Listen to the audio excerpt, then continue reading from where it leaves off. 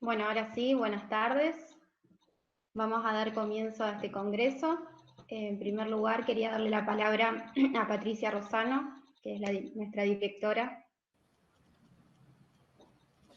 Bueno, buenas tardes. Bienvenidos a todos y a todas los que están participando de esta instancia de formación.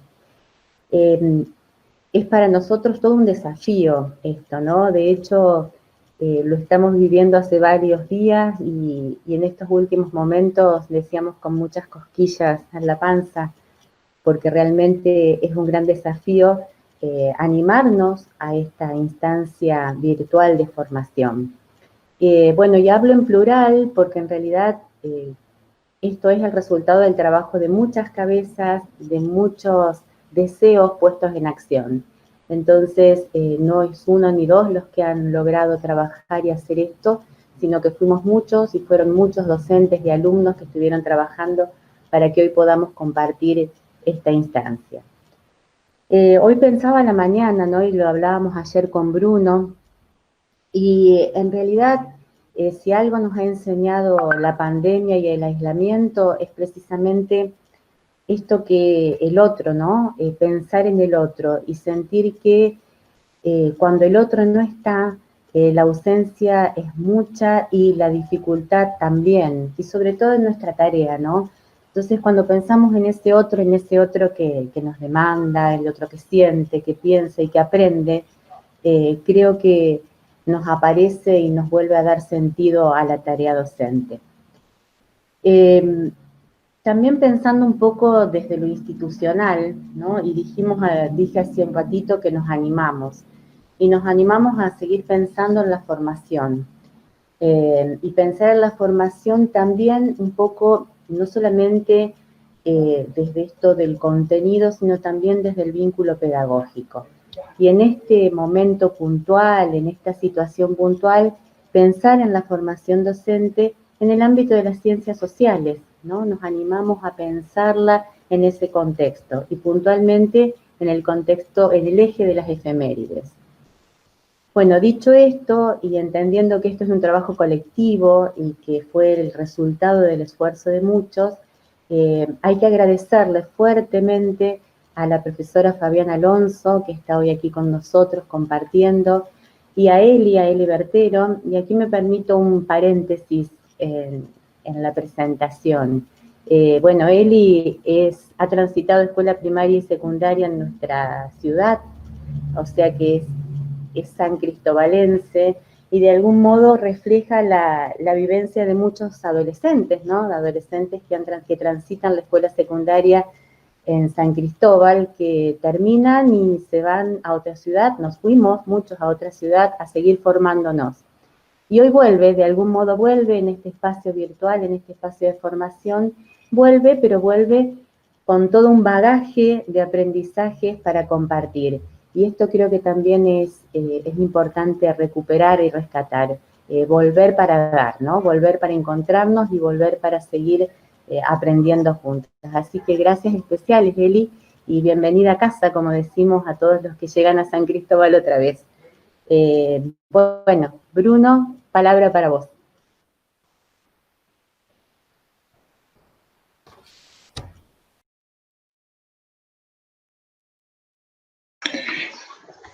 Gracias, Patricia. Buenas tardes a todos. Bienvenidos. Agradecerles enormemente, como dijo la rectora, a todos y fundamentalmente a nuestros docentes, Sabina, Victoria, Neldo, Javier, Rosalba, Meli, bueno, y también a Lionel, que hicieron posible esto, ¿eh? Y bueno, realmente que nos ha sobrepasado todas las expectativas, más de 400 inscritos, así que realmente todo un éxito. Y el otro día, en relación a la que contaba Patricia, estábamos en una reunión de consejo académico y abordamos el tema de que el año próximo el nivel superior va a cumplir 50 años. El modo de organizar un poco los eventos académicos vinculados a esa trayectoria es con este congreso. Así que Muchas gracias, bienvenidos a todos y ahora van a hablar las docentes para organizar un poco las... Bueno, de nuevo, buenas tardes. Solamente quería comentarles que debido a la alta repercusión que por suerte tuvo el Congreso, hemos decidido retransmitir esta videoconferencia a través de la plataforma de YouTube. Por lo tanto, todos los comentarios y preguntas que quieran hacer a las disertantes pueden dejarlas en el chat de la plataforma. En caso de solicitarles crear un canal, solamente deben pulsar la opción aceptar las condiciones y ya podrán hacerlo. Muchas gracias. De esta manera y sin más, damos comienzo entonces a este congreso que denominamos Efemérides y Escuela, abordaje teórico y pedagógico didáctico, donde se disertará, entre otras cuestiones, las relaciones existentes entre las efemérides y el Estado Nacional y algunas cuestiones pedagógicas y didácticas que podemos tener en cuenta o podemos atender cuando las abordamos en la escuela. Sin más y agradeciendo nuevamente, comenzamos con la disertación de la directora del programa Memoria e Historia, perteneciente a la Universidad Nacional del Litoral, profesora Fabiana Alonso.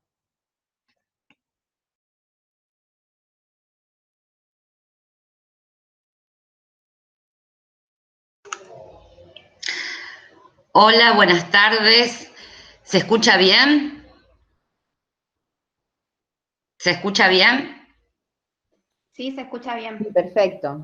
¿Me escuchan?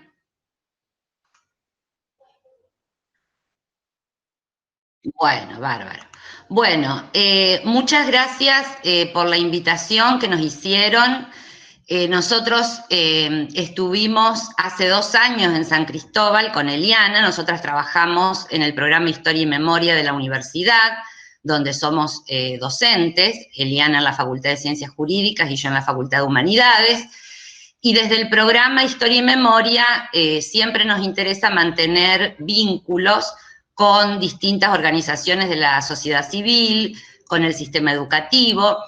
Hace 2 años estuvimos en San Cristóbal en una actividad durante todo el día, en la que participó Leonel Sescut, que es estudiante de historia, y estuvimos con estudiantes secundarios, con estudiantes del Instituto Terciario, docentes y las personas que integran las comisiones de los distintos museos.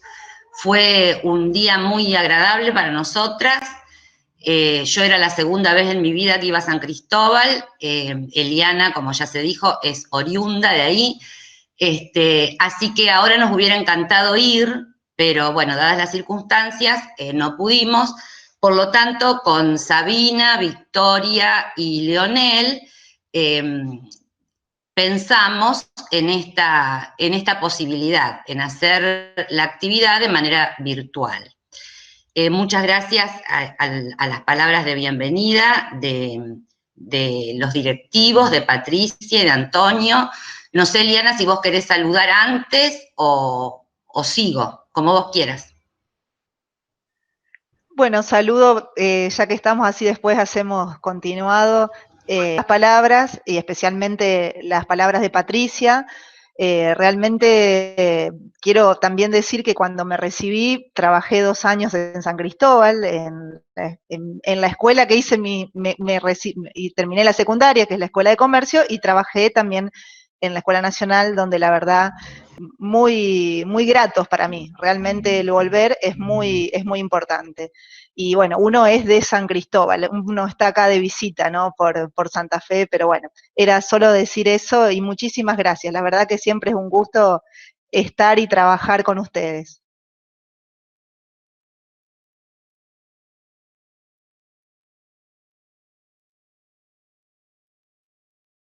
Si querés empezar, Fabiana.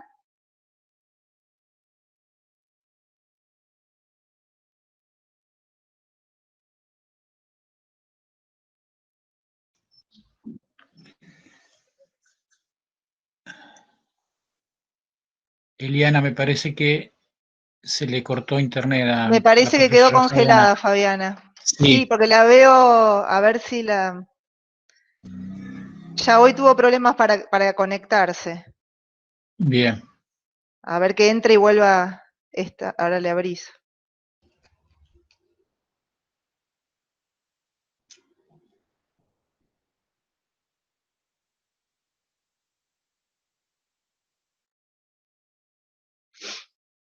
Esta semana estuvo complicado internet acá. La verdad que ya nos pasó a mí personalmente en varias clases.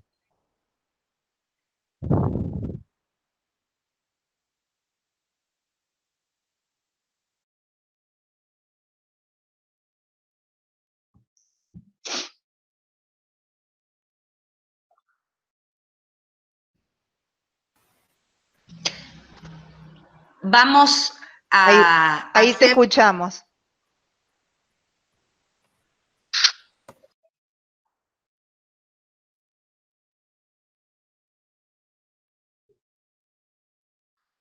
Decía, para cada una.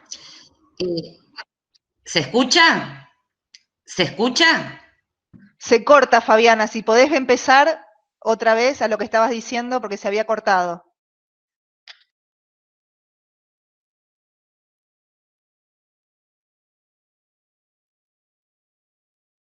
¿Me escuchan? Ah, bueno. Bueno, les decía que vamos a hacer una exposición de media hora cada una y después abrimos para las preguntas, comentarios, intercambios. ¿Se escucha ahora? ¿Se escucha? Sí, Fabiana, perfecto. ¿Leonel se escucha? Sí, ahora Bueno, sí. bueno. Listo. Bueno, entonces voy a empezar yo.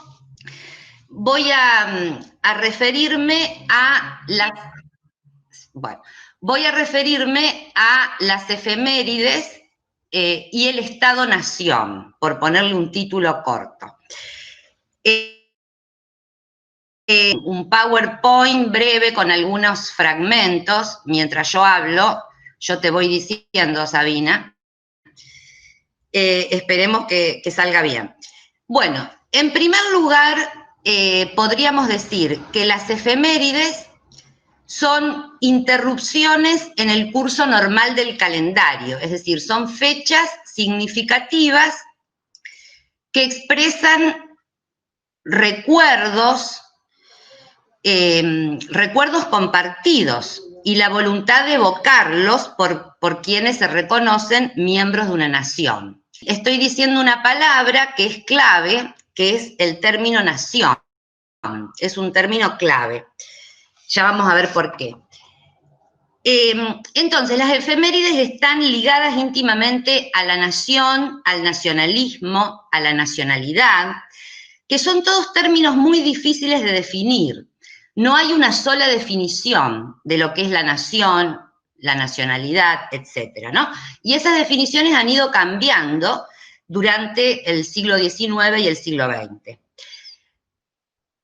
Yo voy a basarme ahora en este breve fragmento del libro de un historiador británico, Benedict Anderson, cuyo título es el que ven ahí, Comunidades Imaginadas. Y Benedict Anderson, tras plantear la dificultad de definir qué es la nación, arriesga esta definición. La nación es una comunidad política imaginada como limitada y soberana. Imaginada no en el sentido de falso, no porque sea una falsedad, sino en el sentido de creación. La nación es una creación, no es algo que exista desde siempre, sino que es creada en un determinado momento histórico. Limitada porque tiene fronteras, más allá de las cuales hay otras naciones. Y soberana en el sentido moderno del término, en el sentido que le atribuyeron las revoluciones modernas, como la Revolución Americana, la Revolución Estadounidense, la Revolución Francesa, que echaron por tierra la divina del poder, en el caso de los estadounidenses por romper los vínculos con la corona británica, en el caso francés, bueno, creo que no tengo que decir nada porque es harto conocido, lo que implicó la Revolución Francesa, la destitución de la monarquía, es decir, destruyeron un orden jerárquico, monárquico, legitimado en términos divinos, en términos religiosos. Entonces, en ese sentido, cuando Benedict Anderson dice la nación es una comunidad política soberana, está pensando en términos de la soberanía en sentido moderno, lo que entendemos por soberanía del pueblo, soberanía popular. En esa construcción que fue la nación, estuvo, podríamos decir, en términos muy simplificados, acompañada de otro desarrollo muy importante en términos políticos, en términos históricos, que fue el Estado moderno, al que podríamos definir, tampoco hay una sola definición de instituciones, que detenta el monopolio de la violencia, o sea, solo el de la violencia legítima, solo el Estado detenta el... Entonces, nación y Estado son dos desarrollos históricos y políticos que tenemos que considerar cuando pensamos en las efemérides. Incluso hay autores que hablan de Estado-nación para referirse a este proceso. En la Argentina, ese proceso de construcción del Estado y de la nación abarca casi todo el siglo XIX, ¿no? Entonces, el Estado-nación moderno necesitó darse a sí mismo un pasado común, unas tradiciones, un idioma común. Piensen en el papel que jugó la escuela en la Argentina para argentinizar a los hijos de inmigrantes.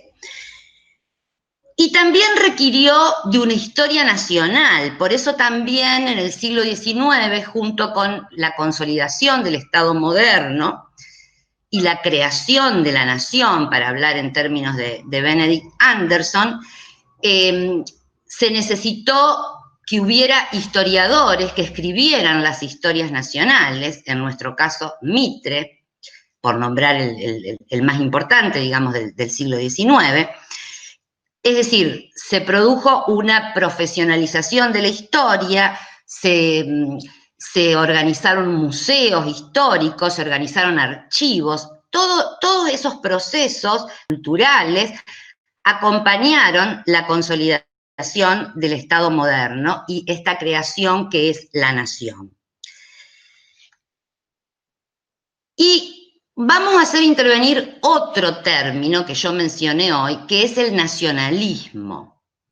O sea, yo hablé de Estado moderno, de nación y de nacionalismo.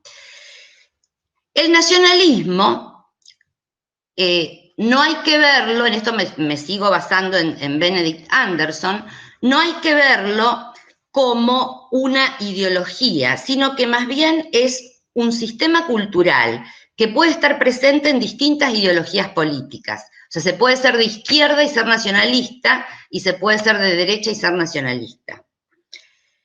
El nacionalismo moderno, estoy pensando sobre todo en el siglo XIX, y por supuesto el siglo XX, el nacionalismo es lo que habilita que un Estado les exija a sus ciudadanos que vayan a la guerra, que den su vida por la nación. Entonces, todas las naciones se dan un pasado para que sus miembros se sientan parte de una comunidad, parte de una colectividad. Porque independientemente de las desigualdades, independientemente de las formas de explotación, los miembros de eso que llamamos una nación se conciben a sí mismos como parte de una fraternidad. Entonces, esa creación que es la nación necesita inculcar en sus miembros una idea de pasado común y en algunos casos, o en muchos casos podríamos decir, una idea de destino. Benedict Anderson dice, el nacionalismo convierte el azar en destino. ¿Qué quiere decir esto?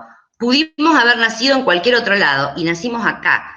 El nacionalismo, que todos hemos ido incorporando a lo largo de nuestra educación, ha hecho azaroso de haber nacido acá en un destino, el destino de la nación. Más adelante voy a volver sobre esta idea de destino.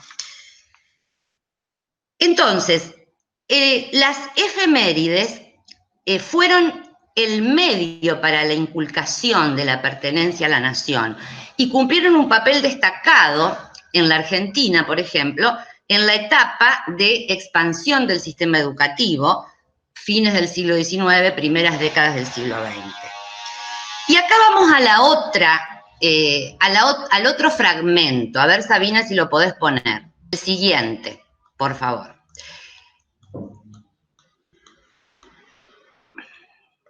Ahí está. Este fragmento es de Ernst Renan, un intelectual francés, que en 1882 da esta conferencia que él titula ¿Qué es una nación? Y dice esto que ustedes leen ahí. El elemento esencial de una nación consiste en que todos sus individuos deben tener muchas cosas en común, pero también haber olvidado muchas cosas. Es decir, para que nos sintamos parte de esa fraternidad que es la nación, tenemos que recordar muchas cosas, pero también tenemos que haber olvidado otras. Y ahí está la cuestión de la memoria y el olvido. La memoria y el olvido, en términos sociales, no son dos elementos opuestos, sino que van juntos. Recordamos porque olvidamos. Recordar y olvidar son procesos que van juntos. Y les pongo un ejemplo. Todos los argentinos conmemoramos el 9 de julio, la fecha de la independencia. Ponemos entre paréntesis, nos olvidamos, entre comillas, que las provincias del litoral no enviaron diputados a Tucumán en 1816, por los problemas políticos del momento. Entonces, todos, los santafesinos, los entrerrianos, los cordobeses, los jujeños, todos recordamos el 9 de julio como la declaración de la independencia. Pero olvidamos este otro detalle, que no es un detalle menor, que un grupo de provincias no envió diputados al Congreso. Entonces, recordar significa enfatizar algo y dejar al margen algunas otras cuestiones, que en algunos casos se olvidan o ex profeso las ponemos entre paréntesis, digamos. Entonces, esta cuestión también es central para las efemérides. ¿Qué se recuerda? ¿Qué se olvida? ¿Qué se deja al costado? ¿Qué se enfatiza? ¿Qué se enfatiza menos o qué se oculta? Y ahora, en relación con esto, vamos al otro fragmento, Sabina. A ver si podemos ir al otro, al próximo. Bien, perfecto, gracias, ahí está. Este fragmento, que es de una socióloga y lingüista francesa, Régine Robin, y ella se pregunta esto: ¿dónde hay una sociedad constituida, es una sociedad conformada como tal, que esté en paz con su pasado? ¿Dónde encontrar una sociedad que en forma consciente o inconsciente no manipule, fabrique, reoriente, reconfigure su pasado, no oculte algunos de sus episodios? Esto nos lleva de otro modo a lo que yo estaba hablando recién de la relación entre memoria y olvido. Y nos lleva también, o nos puede, nos puede hacer pensar en lo que se denominan políticas de memoria, que son las estrategias que desarrollan los gobiernos para transmitir ciertas representaciones del pasado, para influir en la memoria pública acerca de ciertas ideas sobre el pasado, ¿no es cierto? Y ahí también entran las efemérides. O sea, que las efemérides son fechas fijas en el calendario, pero están a merced de los climas de época, están influidas por los climas de época, por las políticas de memoria que los gobiernos desarrollan, ¿no? Y voy a tomar un ejemplo, una efeméride argentina como ejemplo, que es la de la del 2 de abril. El 2 de abril, como todos sabemos, se conmemora, y lo digo tal cual, literalmente, como es la efeméride, Día del Veterano y de los Caídos en la Guerra de Malvinas, ¿no es cierto? Eso se conmemora el 2 de abril. Es una efeméride establecida en el año 2000. ¿Qué tiene de particular esta efeméride? Desde mi punto de vista, y basándome en estos autores. La efeméride se conmemora el 2 de abril. Coincide con el día en que el gobierno dictatorial de Galtieri realiza la ocupación de las islas. ¿Qué oculta esta efeméride? Oculta la derrota, oculta la rendición. Se conmemora una recuperación de las Islas Malvinas que no fue tal, porque esa guerra se perdió. Entonces, se vive como recuperación algo que no fue tal cosa.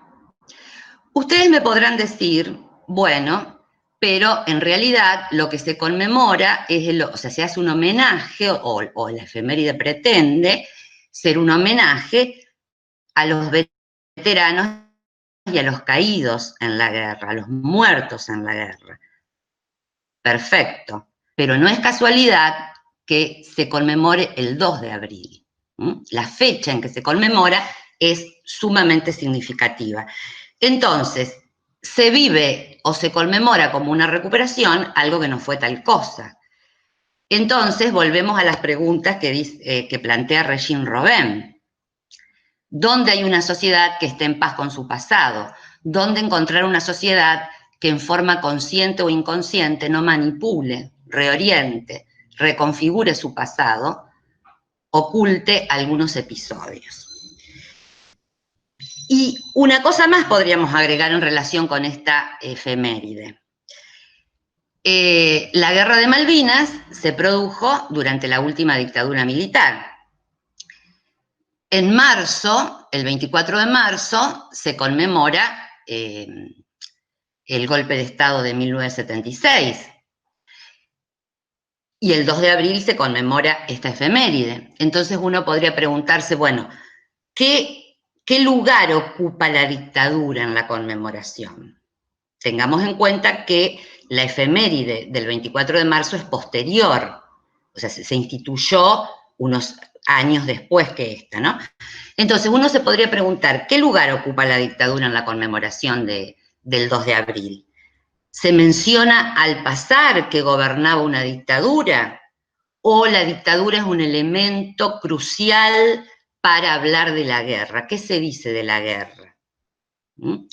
Entonces uno se podría preguntar muchísimas cosas acerca, yo tomé esta efeméride porque me parece que se presta para hacerse muchas preguntas, pero uno podría tomar otras efemérides y plantear cuestiones similares. Sobre todo aquellas efemérides que tienen más que ver con el pasado reciente, ¿no? Aunque, bueno, tampoco las más lejanas escaparían a esto que dice Robin, ¿no? Entonces, en ese plano se juegan las cuestiones de la memoria, del olvido, de lo que se enfatiza, de lo que se recuerda, de lo que se omite, de lo que se oculta, etcétera, etcétera. Y ahora vamos, Sabina, al otro fragmento, al próximo fragmento.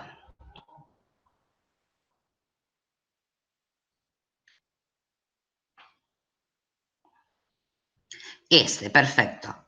Bueno, acá tenemos un fragmento de un filósofo alemán contemporáneo, Jürgen Habermas, y él dice lo siguiente: la nación, recuerden que venimos hablando de la nación tiene dos caras. En las categorías conceptuales del Estado Nacional se encuentra incrustada la tensión entre el universalismo de una comunidad jurídica igualitaria y el particularismo de una comunidad con un destino histórico. Hay dos cuestiones importantes acá en este fragmento. Lo que Habermas está planteando son las dos caras de la nación. O sea, inevitablemente la nación tiene estas dos caras, porque justamente es una construcción que venimos trayendo de un par de siglos. Entonces, lo que él observa es que en la idea de nación hay una tensión, una contradicción, si ustedes quieren, entre el universalismo de una comunidad jurídica igualitaria. O sea, cuando hablamos de comunidad jurídica igualitaria estamos hablando de una concepción política de la nación como comunidad de ciudadanos,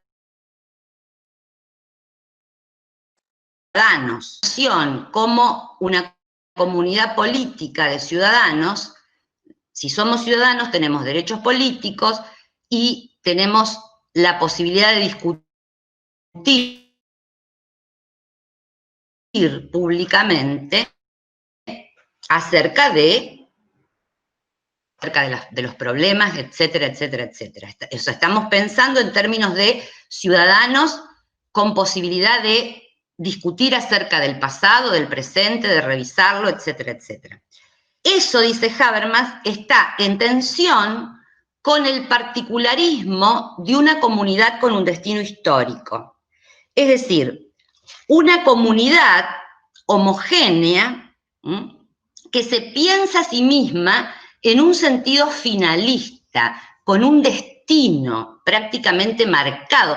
Es una idea cuasi religiosa, es una idea cuasi religiosa, digo, porque si pensamos en las religiones como el cristianismo, etcétera, etcétera, son religiones, es una religión salvacionista, o sea, los cristianos creen en el juicio final, los judíos creen en la llegada del Mesías, o sea, ahí hay un finalismo. Entonces, pensar la nación así, con un destino histórico, es la concepción, podríamos decir, étnica de la nación, la concepción homogénea de la nación, y la idea de destino está muy unida al nacionalismo como sistema cultural, y habilita a que la nación exija a sus miembros que den la vida por ella. Entonces, esto que plantea Habermas es una tensión, él dice es una tensión que contiene la idea misma de nación. No es algo que se pueda resolver porque nosotros nos pongamos de acuerdo, tiene que ver con procesos históricos. O sea, ¿dónde ponemos el peso? ¿Ponemos el peso de la nación, de la idea de nación, en la comunidad jurídica igualitaria, en la comunidad de ciudadanos, o ponemos el peso de la nación en la idea de una comunidad con un destino histórico? Y vamos al último fragmento, Sabina, por favor.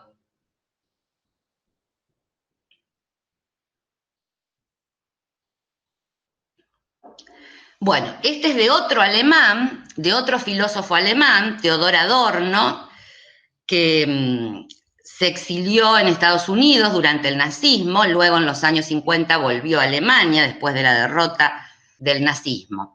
Y Adorno, en 1956, dijo esto, que es una frase muy corta, pero es muy impactante. Dijo, la exigencia de que Auschwitz no se repita es la primera de todas en la educación. Creo que todos sabemos lo que fue Auschwitz, el campo de concentración, podríamos decir, ícono de lo que fue el genocidio judío, el genocidio de los judíos, de los gitanos, de los homosexuales, etcétera, durante el nazismo, ¿no es cierto?, durante la Segunda Guerra Mundial. El lugar donde se desarrolló un aniquilamiento industrial de los seres humanos. Entonces, Adorno, en los años 50, cuando vuelve a Alemania, él que había sido un perseguido del nazismo, dice que la exigencia para que Auschwitz no se repita está claramente centrada en la educación.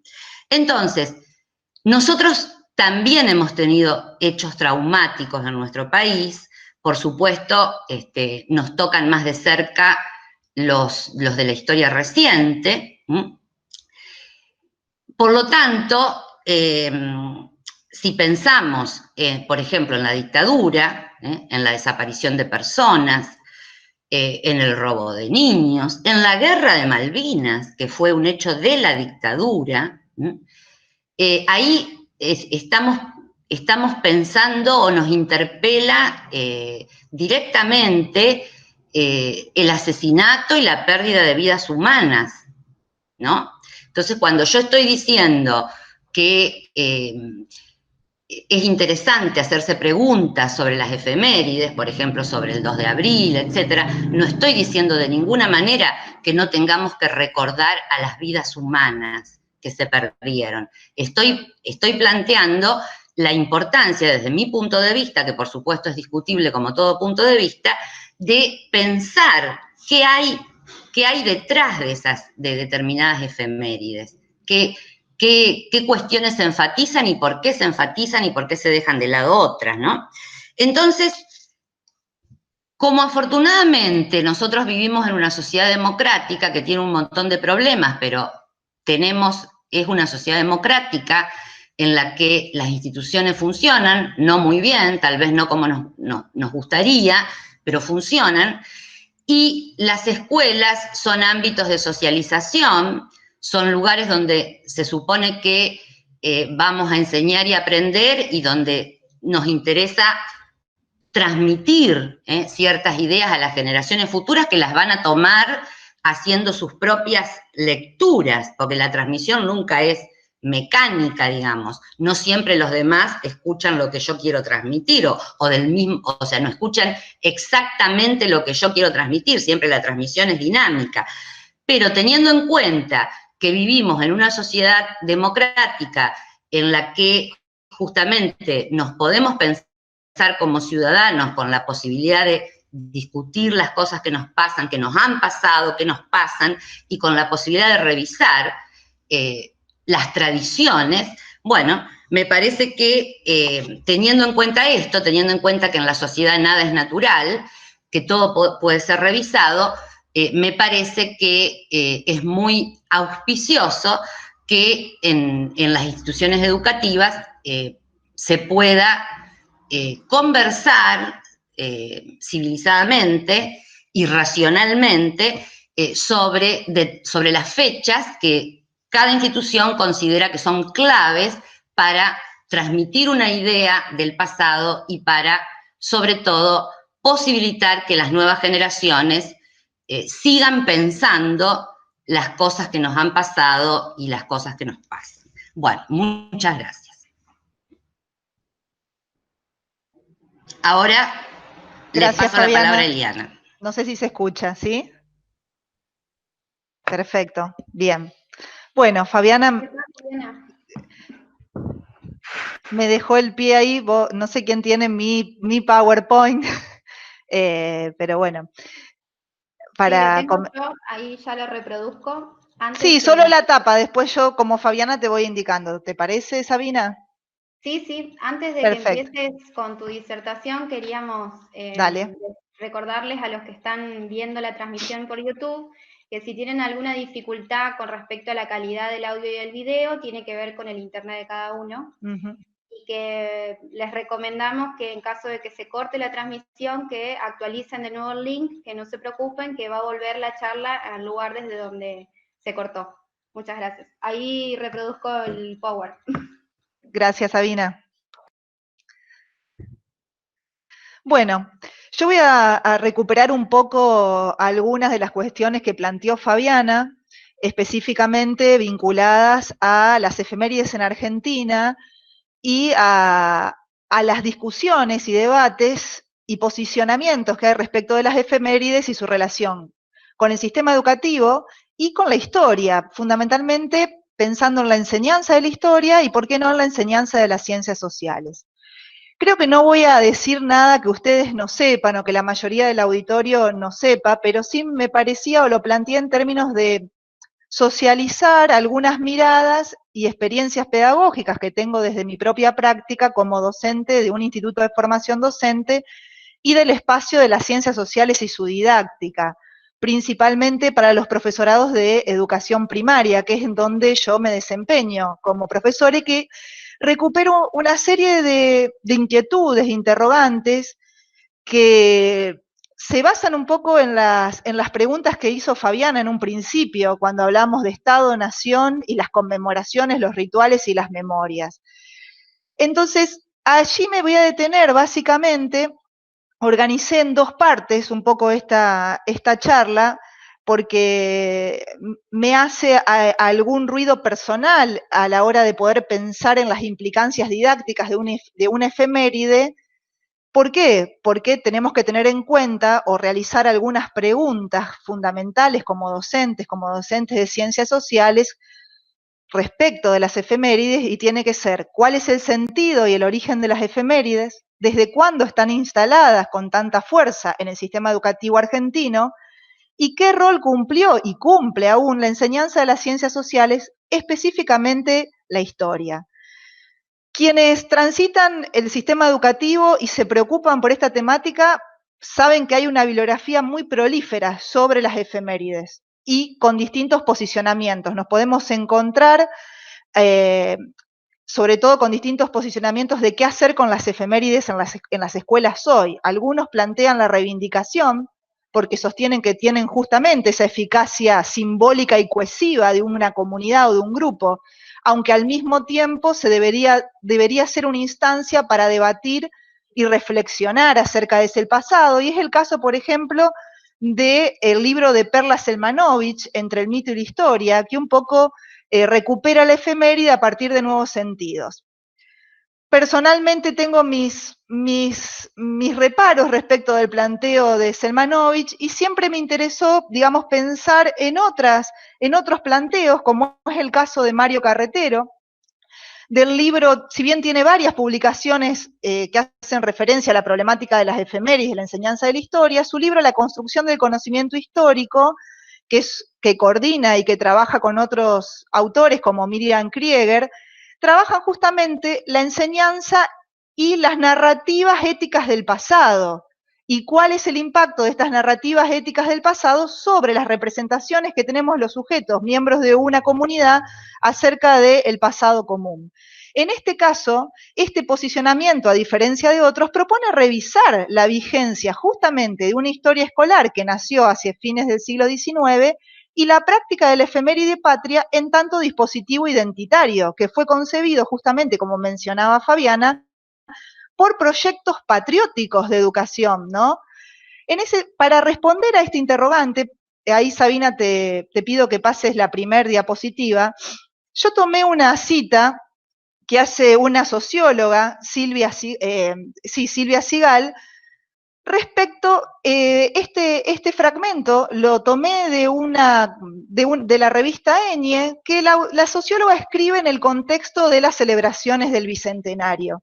Y me pareció sumamente interesante para pensar como docentes cuando nos toca, porque bueno, la escuela debe impartir esas efemérides, están establecidas en el calendario escolar, pero la idea es pensar qué hacemos desde el aula, cómo cuestionamos estas celebraciones, o las pensamos. Dice Sigal, en las celebraciones patrias no se conmemoran fechas, sino el sentido que se les atribuye.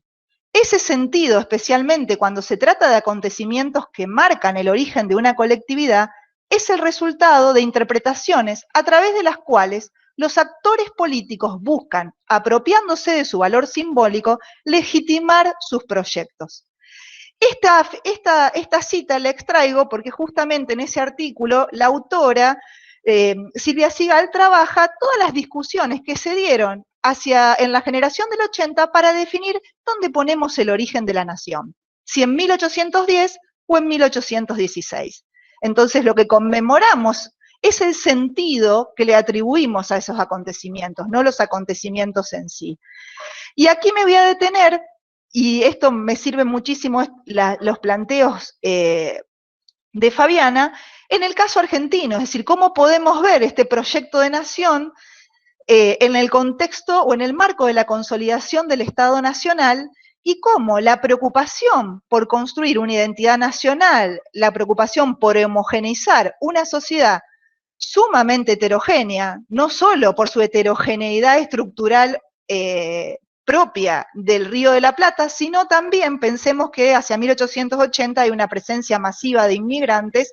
Claramente hay una preocupación muy fuerte de las élites dirigentes por construir una sociedad homogénea con las que, ¿qué es lo que posibilita esto? Justamente el control social, ¿no? Pensemos que incluso hacia 1880 las comunidades de inmigrantes italianas y demás tenían sus propios espacios de enseñanza, sus propias celebraciones, no vinculadas a la argentinidad, sino justamente a sus orígenes nacionales y étnicos.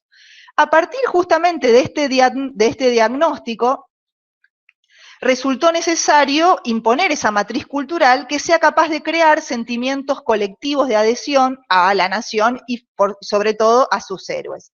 Como mencionó Fabiana hoy, va a tener un rol fundamental la escritura de la historia, ¿no? La historia va a contribuir a formar un complejo de representaciones recreando ese pasado de manera selectiva, mitificando algunos personajes y hechos y marginando otros, ¿no? Esta operación de lo recordado y lo olvidado en la construcción de estos relatos nacionales.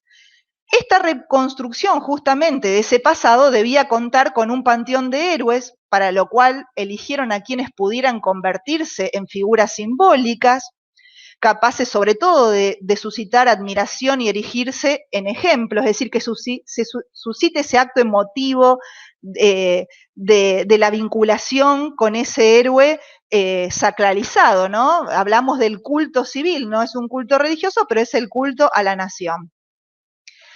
Las instituciones estatales justamente son las encargadas de promover esas acciones, tendientes a valorizar ese pasado a través de esas prácticas rituales y simbólicas como son las efemérides y los actos escolares. Específicamente, y acá me baso en un trabajo muy interesante de Liliana Bertoni, en su ya conocida obra Patriotas, Cosmopolitas y Nacionalistas, la autora analiza la construcción de la nacionalidad hacia fines del siglo XIX y pone el acento en cómo surge la efeméride escolar tal cual la conocemos hoy.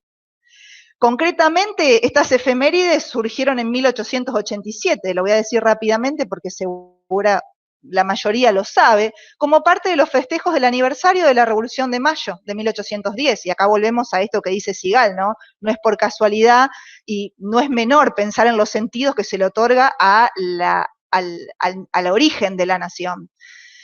Realizados por este aniversario realizado por el director de escuelas, Pablo Pisurno, porque hasta entonces, hasta ese momento, las efemérides patrias no habían constituido una actividad usual y pautada en el calendario escolar, sino que eran excepcionales.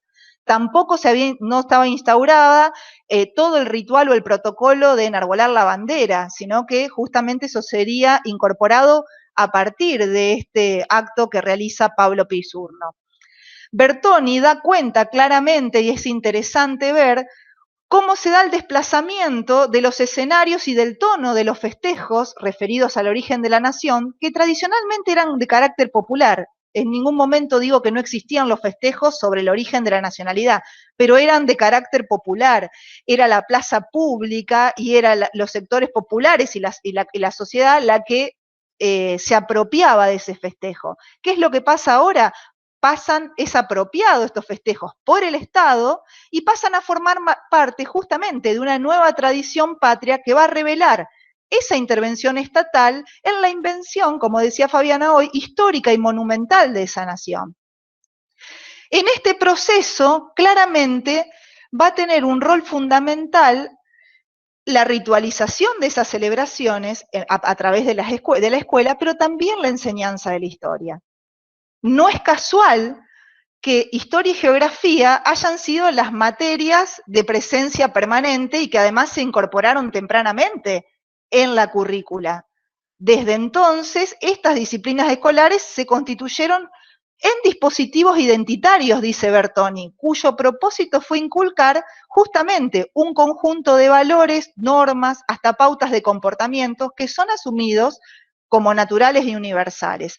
Pensemos que no solo historia y geografía, sino que en las primeras currículas, la lengua nacional, ¿no? La cuestión de la higiene, una serie de herramientas curriculares que iban a construir a ese ciudadano argentino que estaba pensado en términos de el patriota, ¿no? ¿Qué características tenía que tener? Justamente sobre el rol de estas disciplinas, pero fundamentalmente de la historia, se preocupa Carretero en ese libro La construcción del conocimiento histórico, cuando analiza las narrativas éticas del pasado, y también es interesante otro aporte, otras investigaciones que hacen los historiadores Luciano de Privitelio, Hilda Sábato y Luis Alberto Romero, sobre los libros de textos usados en nuestras escuelas y colegios durante todo el siglo XX, incluso hacen una comparación con Chile. El libro se llama, lo tenía acá al lado, bueno, ahora ya acá está. La escuela, no sé si lo alcanzan a ver, La Argentina en la escuela. Este es el libro. Es un libro muy interesante porque analizan los libros de texto. Allí los autores claramente distinguen 3 pilares fundamentales para la construcción de la nación, que es la geografía, la historia y el civismo, ¿no? El otro gran fuerte. Tanto Carretero, a partir de sus entrevistas a informantes claves sobre la rememoración de sus trayectorias escolares, como este libro de estos historiadores, develan claramente la construcción de un relato nacionalista, moralizador e ideológico, que ordena los acontecimientos de una manera acumulativa, coherente, continua y correcta, ¿no?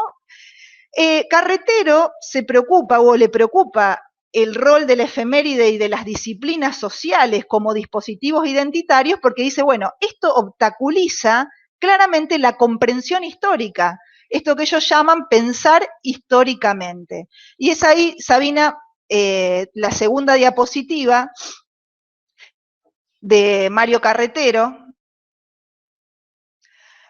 Mario Carretero, en el libro que les mencioné, dice, la celebración de las efemérides y otros rituales ligados al culto patriótico funcionan para los alumnos como una legítima fuente de información sobre el pasado, que se superpone y en verdad preexiste a la información historiográfica o disciplinar. Esto me parece fundamental tenerlo en cuenta porque muchas veces como docentes, cuando estamos en el sistema educativo, nos aqueja qué hacemos cuando viene el acto de la efeméride. Hay que tener claro que la enseñanza de las ciencias sociales van por un carril, dice Carretero, por el ideario filosófico ilustrado universalista, mientras que la celebración de las efemérides van por el ideario romántico particularista, que no tiene otro objetivo que socializar y, digamos, que construir una identidad común, homogénea, como bien lo caracterizó hoy Fabiana, y no me voy a detener en eso. Entonces, creo que estas cuestiones hay que tenerla clara a la hora de pensar en los sentidos de lo que reproducimos en un calendario escolar. En este sentido, dice Carretero, esta práctica de la efeméride no parece favorecer, sino por el contrario, como les decía recién, obstaculizar las capacidades críticas de los alumnos y particularmente la reflexividad. Y él habla de 2 efectos fundamentales. Ahí vamos a la otra diapositiva, Sabina.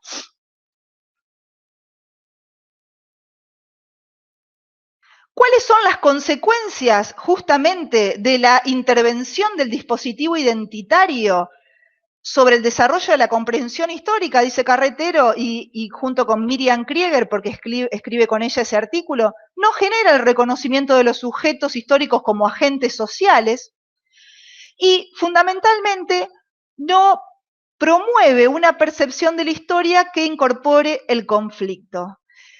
Justamente los relatos identitarios no incorporan el conflicto como motor de las acciones históricas, y esto es un elemento importante a tener en cuenta si pensamos en la enseñanza y cómo el conflicto es parte de cualquier proceso de construcción del conocimiento. Las efemérides, por el contrario, fortalecen la permanencia de rasgos míticos. Por ejemplo, hay una construcción binaria del pasado que perfila la historia como una lucha entre el bien y el mal y que finalmente, como decía Fabiana en ese destino, triunfa la justicia, pero también las efemérides fortalecen los rasgos románticos, por ejemplo, la centralidad del héroe y su gesta, que conlleva a la falta justamente del reconocimiento de los agentes sociales y hasta incluso la indiferenciación de los sujetos históricos. Así, por ejemplo, los indígenas o los afroamericanos no tienen cabida en la representación del proceso de construcción de la nación. Y eso es interesante, y esto me va a dar pie para pensar en cómo resignificamos en la enseñanza de las ciencias sociales el rol de los sectores subalternos en los acontecimientos que solemos ordenar en el derrotero de la construcción del Estado y la nación. Lo que muestra la pervivencia de estas representaciones del pasado que hay en muchos de nuestros recuerdos sobre nuestras trayectorias escolares, dicen muchos de los autores, no solo Carretero, sino también Isabelino Siede trabaja esta cuestión, muestra o pone de manifiesto la distancia muchas veces que hay entre la disciplina y la materia que se enseña, es decir, entre la historia investigada y la historia enseñada, ¿no? Entonces la pregunta que nos debemos hacer, y esto es un punto de vista personal, tiene que ver en cómo acortamos esa distancia en el aula, independientemente de la efeméride. Si la efeméride es el espacio de la celebración, que sea el espacio de la celebración popular, ahora que el aula sea el espacio de la construcción del conocimiento. Y en ese sentido tomo un aporte de Isabelino Siede, porque él justamente comparte esta posición de pensar, bueno, las efemérides de la historia o las ciencias sociales van por carriles diferentes y que la historia o el contenido escolar no puede quedar ajustado al ritmo que nos impone el calendario escolar, ¿no? Pensemos en el ordenamiento de las efemérides en el año, que lo que genera en las aulas, muchas veces incluso, es la enseñanza solo de los contenidos que están presentes en las efemérides y otros quedan marginados, porque nos apura esto de, bueno, trabajo el contenido porque viene el acto, ¿no? Entonces, la pregunta que me hago es, ¿cómo reducir esa distancia? Es decir, como docentes, ¿cómo pensamos la enseñanza de las ciencias sociales? ¿O a partir de qué elementos? ¿O cuáles podrían ser los puntos de partida generales para pensar en las ciencias sociales y su enseñanza? En primer lugar, y tomando siempre el planteo de Carretero, considerar el conflicto como motor de la historia y el eje de la enseñanza. Y en segundo lugar, y esto obviamente pone de relieve el rol de los agentes sociales. Y en segundo lugar, llevar a la escuela el análisis histórico, ¿no? Y acá voy a tomar el caso, como mencioné la cita de Silvia Sigal, que hace referencia al origen, me voy a quedar, a diferencia del ejemplo que tomó Fabiana, que es una efeméride reciente, voy a tomar la efeméride fundante de nuestra nación, que es el 25 de mayo de 1810. Entonces, la propuesta es llevar a la escuela el análisis histórico para comprender un proceso que es tan complejo como lo es la construcción de un Estado-nación. El 25 de mayo se incluye en este proceso complejo. La pregunta es, ¿qué interpretaciones aporta la historiografía renovada sobre este proceso? A partir de ahora solo voy a hacer mención a algunas puertas de entrada para un periodo y acontecimientos complejos inaugurados a partir de mayo de 1810, y lo tomé a colación porque justamente hace referencia a los orígenes fundantes de la nación. Solo tengo imágenes que, y acá hago una salvedad, no tienen un anclaje didáctico, ¿no? Quiero remarcar que son solamente ilustrativas, aunque en términos didácticos la imagen implica otro trabajo mayor. Si querés vamos a la otra diapositiva.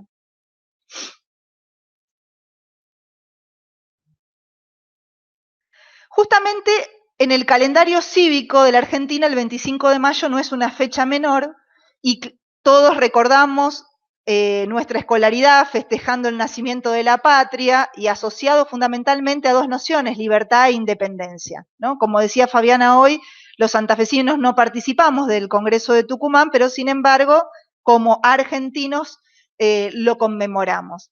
Estos relatos, y aquí me quiero centrar, olvidan un poco más la idea de revolución, que es muy interesante, porque el concepto de revolución, y acá recuerden los dos aspectos que mencioné como puertas de entrada para pensar estos contenidos, considerar el conflicto como motor de la historia y eje de su enseñanza, y traer el análisis histórico. La idea de revolución, si bien da cuenta de algunos logros y personalidades, aunque es utilizada en los discursos de la nación, dando cuenta de algunos logros y exaltando algunas personalidades, ocultan varias de sus acciones más interesantes y naturalizan y moderan algunas y simplifican algunos de sus cambios. La producción de los discursos de nación que incluyeron de manera tibia el concepto de revolución, básicamente fue una preocupación, como mencionaba en un principio, de amplios sectores políticos, no exclusivamente de la generación del 80, sino a lo largo de estos 2 siglos, aquejados siempre por distintas problemáticas vinculadas a las fisuras que puede tener la integración de la sociedad y sobre todo al control social, ¿no? La problemática sobre el control de esa sociedad. Por ello, a diferencia del concepto de nación, el de revolución me resulta muy interesante trabajarlo. ¿Por qué? Porque en tanto transformación profunda del orden social, la abolición de formas injustas de distribución de la riqueza, supresión, por ejemplo, de gobiernos oprimidos y legítimos, ha sido una categoría mucho menos mencionada en los discursos cívicos y fue reemplazado, por eso allí están las imágenes de la historia oficial y la idea de la gesta de mayo, ¿no?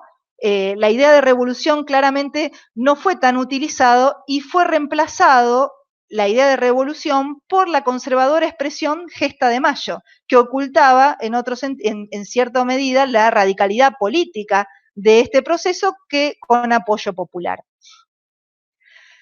Pensemos, entonces, la pregunta es, en términos, recupero el concepto de revolución desde una perspectiva histórica, trayendo el análisis histórico, y pensemos qué novedades trae la revolución, qué cuestiones puedo trabajar en la escuela, en el aula, para pensar las transformaciones que trae este proceso histórico. Vamos a la siguiente diapositiva.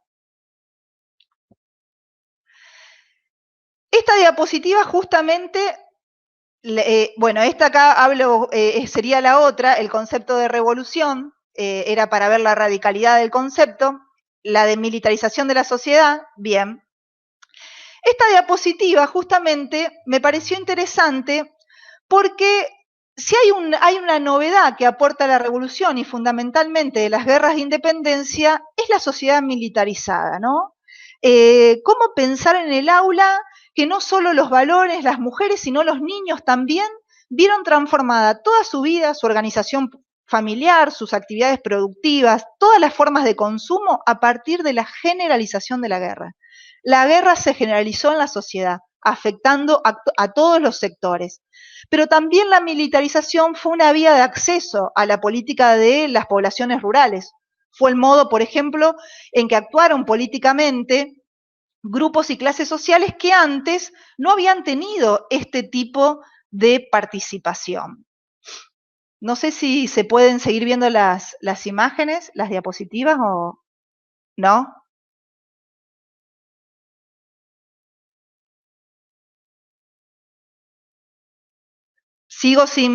No hay problema, sigo el desarrollo. Otro de los cambios decisivos, además que se abren a partir del concepto de revolución y la idea de la transformación, justamente tiene que ver con los criterios por los cuales unos mandaban y otros obedecían. No es menor pensar que los que en 1810 eran súbditos de un rey se habían convertido en 1820 en ciudadanos republicanos. Esto, hago la aclaración, pese a que la construcción efectiva de esa ciudadanía iba a llevar mucho tiempo. La instalación de un sistema de la efectiva de la ciudadanía iba a llevar mucho tiempo y justamente, esto lo aclaro, pero sin embargo, la instalación de un sistema tan diferente al de la monarquía no deja de ser significativo para pensar en uno de los cambios o en una de las transformaciones. Sabina, vamos a la diapositiva de las relaciones económicas y sociales.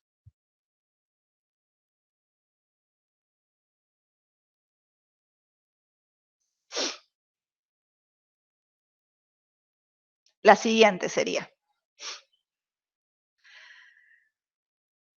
Otra de las cuestiones que suele esconder el discurso, suele esconder el relato nacional o el relato identitario nacionalista, tiene que ver con la heterogeneidad y el impacto que tiene de manera, o el impacto diverso que tiene la revolución y las guerras. La pregunta es, ¿qué sucedió en el plano de relaciones económicas sociales, especialmente las agrarias, que afectaban a la inmensa mayoría de la población rioplatense? Y acá hay que hacer claramente las distinciones regionales y la limitación de muchas transformaciones en varias de estas regiones.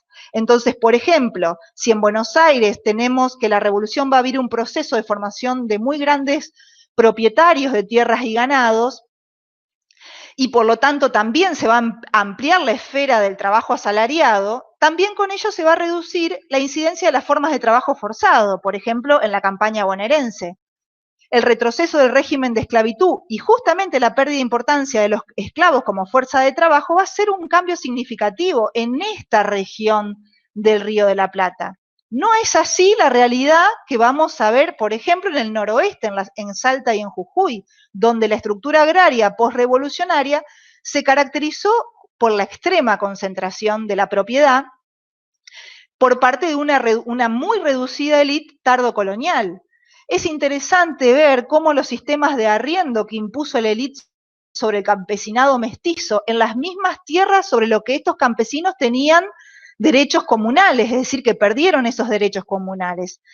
También la erosión de la esclavitud, incluso, por ejemplo, si uno analiza las fuentes, y aquí incorpora un elemento más, que es el trabajo con fuentes primarias, aquellas de primera mano, contemporáneas a los hechos, que es la materia prima con la que el historiador luego escribe los textos que nosotros leemos, o los relatos o las interpretaciones que realiza del pasado. En las fuentes primarias, en el caso del noroeste, puede observarse cómo la abolición del tributo indígena va a tener muchas marchas y contramarchas, y que va a aparecer aún derogado en textos legales en 1851, muy lejos incluso a la abolición del tributo indígena de la Asamblea del año 13, ¿no? Entonces pensemos en los matices que tienen los procesos de cambio o de transformación que indica el concepto de revolución. También hay un concepto que no debemos obviar a la hora de pensar en estos procesos, que es el de transición. Y ni hablar, por ejemplo, de las tierras salteñas, donde la derrota del sistema de Güemes significó la derrota histórica de los campesinos, que al dejar de ser movilizados militarmente debieron volver a sus campos a pagar por sus arriendos en sus antiguas tierras. En el litoral, vamos a la otra diapositiva, en el litoral tampoco fue una instancia de progresos para todos, pasados sobre todo los años convulsionados de la revolución, en que se habían producido algunos ascensos sociales en la población parda y la blanca pobre, gracias a las milicias, ¿no? La militarización y la permanencia de las milicias van a ser un espacio, una instancia de ascenso social para los sectores populares. Muchos hijos de esclavos, libertos y trabajadoras domésticas, la vida cotidiana de estos sectores siguió siendo igual que antes, o incluso peor que en los últimos tiempos del antiguo régimen. Vamos a las otras diapositivas, y aquí me quiero detener porque me parece que es interesante, porque es lo que permite develar un poco, o que está oculto bajo el relato identitario. La diapositiva siguiente, sobre la vida conflictiva y multiclasista, la vida política conflictiva y multiclasista. Bueno, justamente esto es lo que hay una nueva historiografía renovada, donde, bueno, una autora que le mencioné recién, Hilda Sábato, trabaja muy bien los espacios de sociabilidad política durante el siglo XIX, aunque muchos o la mayoría de los trabajos se dedican a la segunda mitad del siglo XIX, a partir de 1852, es interesante ver cómo la novedad crucial de la revolución fue el surgimiento de una vida política conflictiva y multiclasista. Por un lado, en el seno de las élites surgió un grupo que podríamos hoy decir, o denominaríamos hoy una especie de clase política, lo digo en términos muy, muy simples, esto amerita toda una discusión, pero sí es interesante ver cómo muchos miembros de la élite se sumaron a lo que los contemporáneos llamaron la carrera de la revolución. Y de esto trabaja muy bien un historiador que es Tulio Alperindongui en su libro Revolución y Guerra, ¿no? Analiza cómo se construyeron las élites políticas a partir de las guerras revolucionarias. Pero otra novedad también fue, por ejemplo, la participación de las mujeres de la élite en la política, discutiendo asuntos públicos en tertulias o al reunirse en pequeños grupos. Algunos hombres incluso se preocuparon por ese dato y, por ejemplo, en 1813, un anónimo que se imprimió y circuló decía: da vergüenza y toca ya la raya de lo escandaloso el modo libre en que se expresa un número no muy despreciable de jóvenes patricias en orden a los negocios políticos, retiradas al oscuro y más recóndito de sus retretes, hablan de multitudes, asuntos y, entre otras cosas, satirizan las sabias disposiciones de nuestro gobierno. Incluso en esa fuente, en ese anónimo, el autor del anónimo pedía que se las castigara, ¿no? Si bien hay un cuestionamiento, es interesante ver cómo algunas van a continuar su actividad, como Macacha Güemes, Melchora Zarratea o Mariquita Sánchez de Thompson.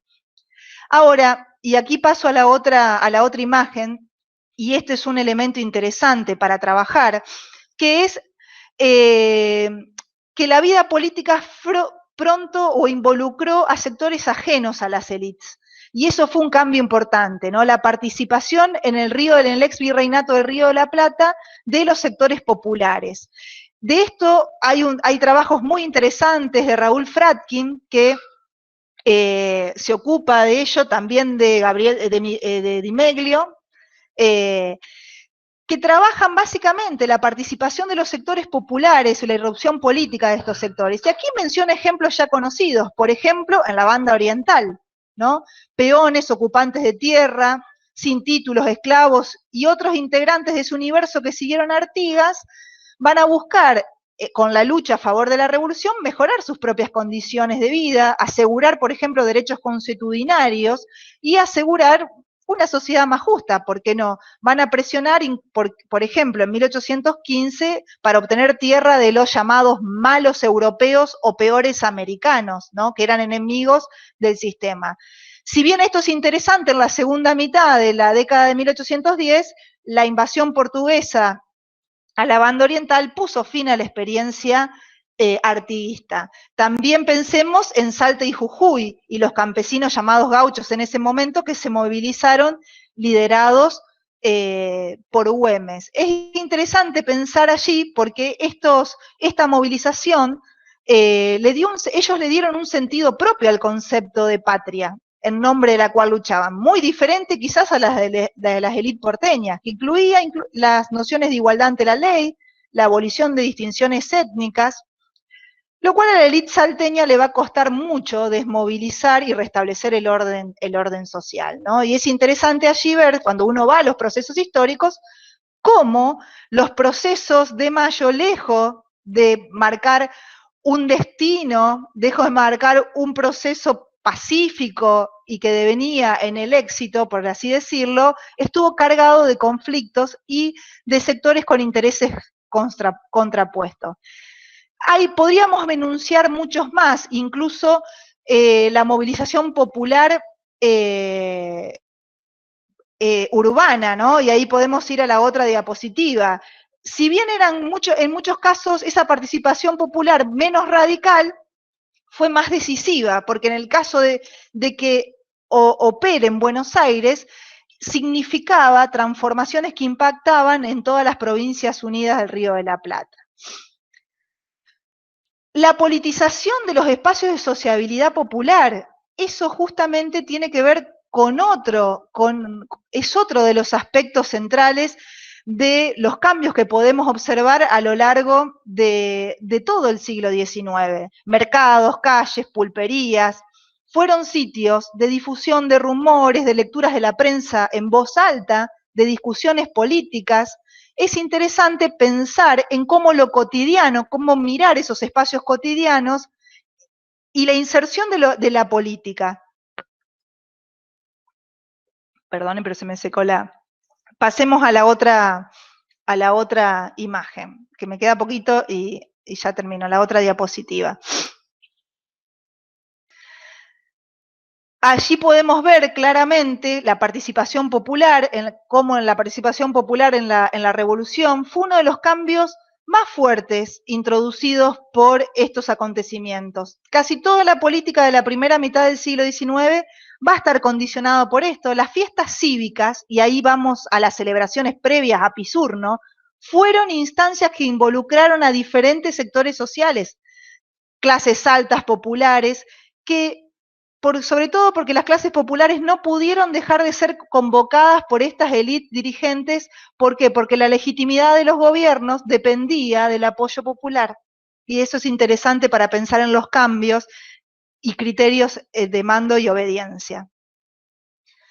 Finalmente, los años de 1810, y ahí creo que terminamos con la última diapositiva, es posible decir que estos 1810, mirado en una perspectiva histórica casi secular, y ahí me ubico analíticamente en el proceso de formación del Estado y los estados nacionales, transformó la política, los espacios y toda participación social. Casi se vieron afectadas casi todas las relaciones sociales, incluso las jerarquías, y se produjeron, como pudimos ver, notables cambios económicos visibles apenas, si se quiere, ya en 1820.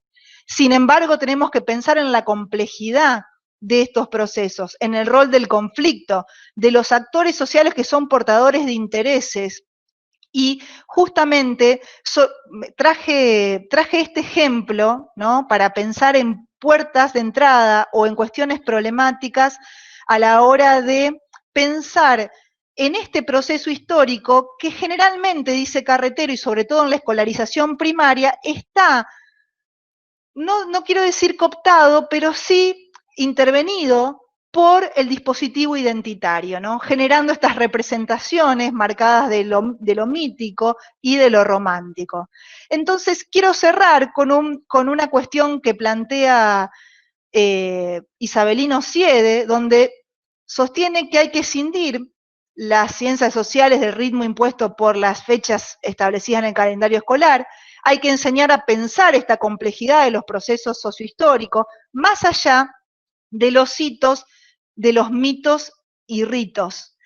Y agrego una cuestión más que me resulta muy interesante, y acá vuelvo a Mario Carretero, porque en realidad lo que está preocupando a este autor, o la pregunta que él se hace para pensar en el rol que ha tenido el dispositivo identitario de las efemérides en la formación de un ciudadano crítico, él dice, bueno, ¿educar cosmopolitas o forjar patriotas? ¿Cómo repensamos la formación de ciudadanías? Y él dice, la formación de la ciudadanía, repensar esa ciudadanía supone la promoción escolar de imaginarios ciudadanos pluralistas, menos particularistas y más interculturales, ¿no?, en términos universales y no romántico-particularista, como es la impronta nacionalista que se plasma en el dispositivo identitario de las efemérides.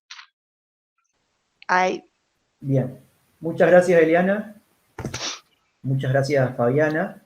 ¿Está Fabiana por aquí? ¿La ven? Sí, la vemos. Ahí se está uniendo. Bueno, muy bien. Ustedes obviamente no están al tanto de lo que pasó en el chat de YouTube. No, no tenemos ni idea. Bueno, se suman las felicitaciones. Y acá hay una pregunta importante o una cuestión. Antes de eso, yo le voy a hacer una pregunta a cada una. Y en ese tiempo, el resto de las personas pueden ir pensando y escribiendo otras preguntas en el chat, ¿sí? Para Fabiana, tengo una pregunta. ¿Me escuchás, Fabiana? Sí, supongo que sí. Teniendo en cuenta los aportes teóricos, porque Fabiana claramente se movió en un plano mucho más teórico. Teniendo en cuenta los aportes teóricos, quiero que me escuche y no la estoy viendo presente por eso. Bueno, voy para vos, Eliana, cambiamos. Después le pregunto a Fabiana. Dice que escucha, me parece. Con todo lo que nos comentaste... Bueno, escuchá, finalmente, esto es para vos, Eliana. Con todo lo que nos comentaste, y en línea con lo que pregunta, o lo que sugiere aquí una colega, yo pregunto, ¿cómo conviene actualmente, según vos, trabajar la cuestión de las efemérides? Llega el 25 de mayo. ¿Qué conviene? ¿Hacer un acto con las glosas que leen los estudiantes y docentes y sentar al resto de la escuela a que observe a terceros representar el 25 de mayo? ¿Conviene recurrirse al aula para formar un ciudadano más crítico o repensar estos procesos? ¿O conviene un matiz de ambas cuestiones? Esta es una cuestión puramente vinculada a la enseñanza, ¿no? Y teniendo en cuenta, obviamente, que cuando estamos enseñando o estamos representando estos actos, estos hitos, estamos reproduciendo el Estado, claramente. Entonces, por aquí, Elizabeth Massa dice: muy buena tu exposición, Eliana. Pienso que a nivel secundario no es posible trabajar las efemérides desde esos puntos de vista. Sí, desde el primario. A ver qué podés comentarnos sobre eso, Eliana. ¿Respondo ahora? Cuando vuelva a Fabiana, le haré las preguntas a Fabiana. ¿Respondo ahora? Y yo te diría que sí. Bien, perfecto. En primer lugar, están buenísimas las preguntas. Tengo algunas cositas guardadas, pero voy a responderle primero a la profe que plantea esto. Los estudios de estos autores, no los de Luis Alberto Romero de su libro, los libros de texto en la escuela, yo lo trabajo en Ciencias Sociales y su Didáctica 2 para el profesorado de nivel primario, y lo que hacemos es, ellos trabajan los libros de texto tanto chilenos como argentinos, de todo el siglo XX hasta la década del 70, y nosotros hacemos un análisis de los libros de textos actuales, hacemos una selección sobre diferentes temáticas. Pero de la educación primaria, se focaliza, sobre todo Carretero, cuando hace su trabajo para ver cómo el dispositivo identitario opera sobre la comprensión histórica de los procesos, dice, eso opera más en la primaria y no así en la secundaria. Eso aclaro que esta mirada está muy vista desde la educación primaria. Por ello, y acá viene lo relación, me siento que me retumba algún sonido, por eso, capaz que si vos apagás tu audio, Leonel, pero yo te escucho a vos. Dale. Ahí está, ahora sí, si no estaba escuchando, me retumbo a mí misma. Y acá recupero lo que vos decís, ¿qué hacer, digamos? En primer lugar, yo planteé todo este derrotero de las efemérides porque tal cual la reproducimos formalmente tiene ese origen, y que creo que no es un origen que yo acuerdo ni consensúo para nada con una educación nacionalista, y uno está mirando otro tipo de ciudadano en clave universalista, de los derechos humanos, ética. Entonces, ese protocolo que asume sus características hacia fines del siglo XIX, tenemos como docentes, aunque querramos reproducirlo, digo, no está mal si lo queremos reproducir, pero que seamos conscientes que ese es su origen, ese es su propósito, ese es su objetivo. No podemos reproducir algo pensando que hacemos otra cosa, ¿no? Esto hago esa aclaración, me parece que siempre tenemos que historizar lo que a veces consideramos como natural, ¿no? Como docentes tenemos esa obligación. Luego tomamos posición, pensamos qué enfoques, pero para elegir esos enfoques tenemos que tener claro de dónde viene, por eso digo las preguntas iniciales, ¿cuál es el origen de las efemérides? El sentido, cuándo se instalan tal cual la conocimos en nuestra escolaridad y cómo las podemos repensar ahora. Yo comparto personalmente la posición del texto de Isabelino Siede cuando habla de la celebración de lo efímero, donde él dice, bueno, hay que separar las dos cosas. Y la efeméride, si queremos hacer una instancia de festejo popular y recuperar lo popular, él sostiene eso, y que en el aula construyamos los procesos o los conocimientos sobre los procesos sociohistóricos. Entonces, por ejemplo, el 25 de mayo de 1810, bueno, los niños de la educación primaria lo van a aprender en 5º grado. Si no, dice, empezamos desde el nivel inicial trabajando puchitos y creemos que construimos algún contenido sobre ello. Esto no quiere decir que no pensemos a la efeméride como un espacio en el que podamos hacer reflexión o podamos hacer actividades muy interesantes con los niños, los jóvenes e incluso los adultos, y digo porque formo en el nivel superior, y ustedes saben que en el nivel superior también está el calendario escolar. y encima el 25 de mayo es el momento en el que se hace el cambio, los abanderados, ¿no? Tenemos toda una tradición ahí en el nivel superior. ¿Cuál es la opción? Digo, primero tener claro qué es lo que está, de dónde viene el origen de esto que se reproduce en el calendario escolar. Y que toda élite dirigente tiene una intención al momento de definir un efeméride o el sentido de efeméride, y Fabiana puso el ejemplo de efemérides más recientes, es decir, hay un sentido que cada grupo o élite dirigente proyecta en esas celebraciones y que tenemos que pensarlo y reflexionarlo. Esa puede ser una opción. Pensando en el nivel primario, nosotros trabajamos un año con las chicas de tercero del profesorado a nivel primario el 20 de junio. Y en realidad lo planteamos, sí, en el aula, el trabajo en el aula, obviamente que no estamos en uno cuando está en el nivel, en el cursado del profesorado, plantea propuestas ideales, ¿no? No necesariamente las van a aplicar en un curso, en un grado determinado, pero sí nos pensamos la idea del acto, ¿no? Cómo pensar el acto fuera de las marcas tradicionales que provienen del siglo XIX, de la educación decimonónica.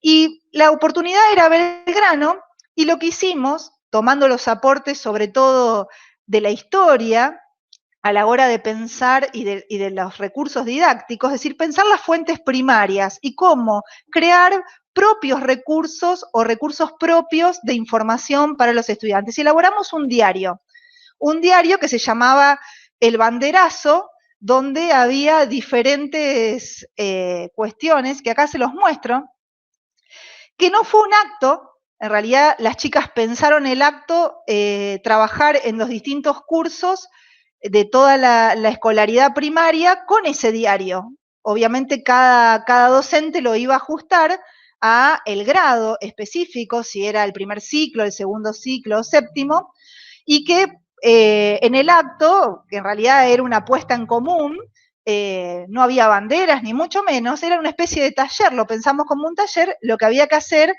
sobre todo en los cursos, los grados del segundo ciclo, podían hacer una carta al lector, porque ellos habían trabajado con el diario toda la semana en el área de ciencias sociales. A ver si lo tengo aquí, se los comparto para que lo vean. Sí, acá lo tengo.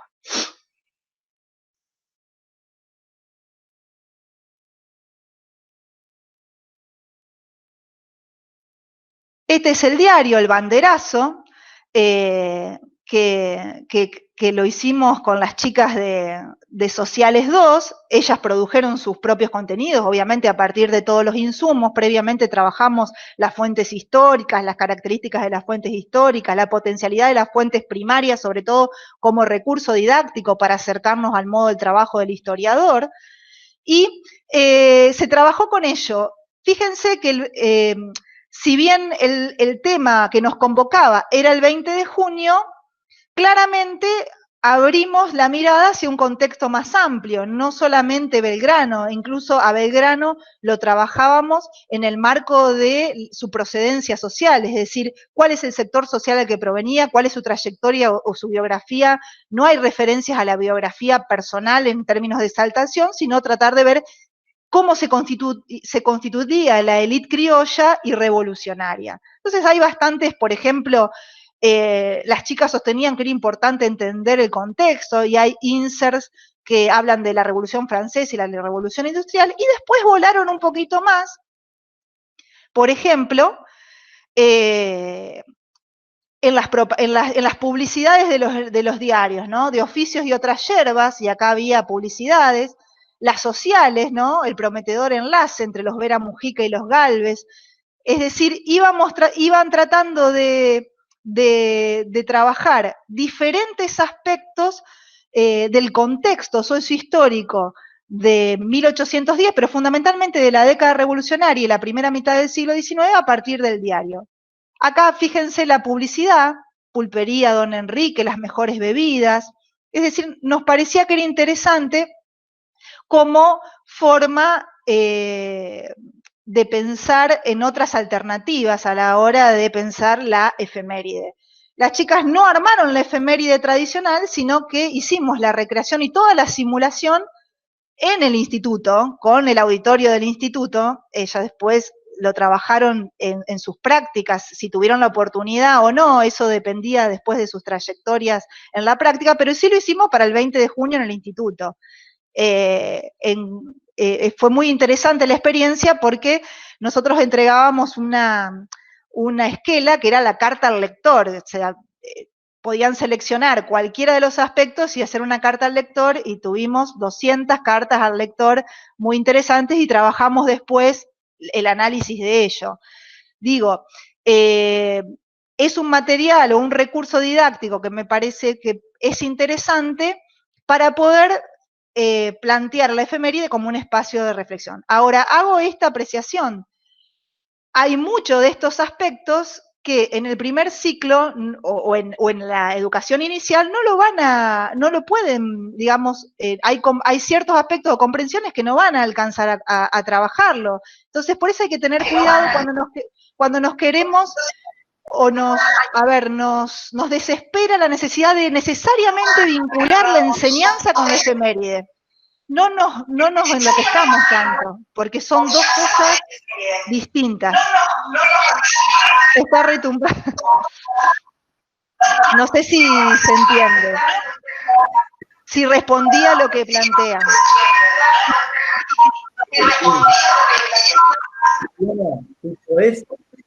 Ahí está. Alguien tiene que cerrar el teléfono. Cerrarlo un segundo. Ahí está, genial. Ahí bueno, Fabiana dice, cerró el micrófono. me parece importante también plantearla desde una perspectiva de género, ya que las mujeres también somos un grupo minoritario excluido de la historia oficial. Y de hecho hoy hablaste vos de Mariquita Sánchez de Thompson, así que, bueno. Quiero hacer esa aclaración, una aclaración, que es interesante ese aporte, porque una de las miradas que uno puede tener sobre las efemérides y los actos, pensando en la educación, en la escolaridad primaria, pero también en la secundaria, son los actores sociales subalternos que generalmente están invisibilizados por estos relatos de nación. Entonces, yo puedo tomar a los pueblos originarios, puedo tomar a las mujeres, puedo tomar, por ejemplo, un año nosotros trabajamos con los afrodescendientes del tronco colonial, ¿no? Porque hay también un desconocimiento, una oscuridad sobre la fuerte presencia de la esclavitud en la sociedad santafesina, ¿no? Esclavos había en las zonas de plantación, acá en el Río de la Plata, a lo sumo hay en Uruguay donde surgió el candombe. No es así. La población esclava es muy importante, entonces puede ser una línea de trabajo anual o un proyecto institucional abordar los sectores sociales o las clases populares invisibilizadas, y uno de esos temas interesantes son las mujeres, y una línea de trabajo con eso es la participación política de las mujeres, que lo puedo tomar hasta la actualidad, porque justamente los derechos políticos es toda una batalla que las mujeres tenemos históricamente.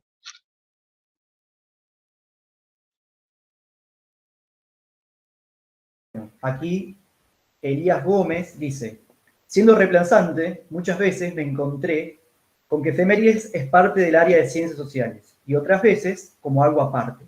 Eliana dijo que son cosas que van por caminos diferentes. Mi pregunta es, ¿cómo se debe abordar esta especificidad? Eso es para vos, Eliana, sí. Cuando quieras, Leonel, puedes continuar, estamos retransmitiendo.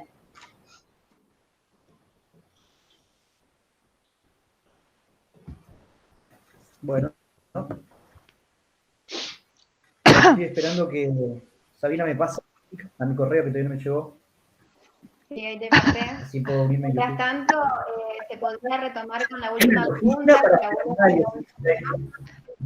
sobre cómo trabajar las efemérides para el nivel inicial.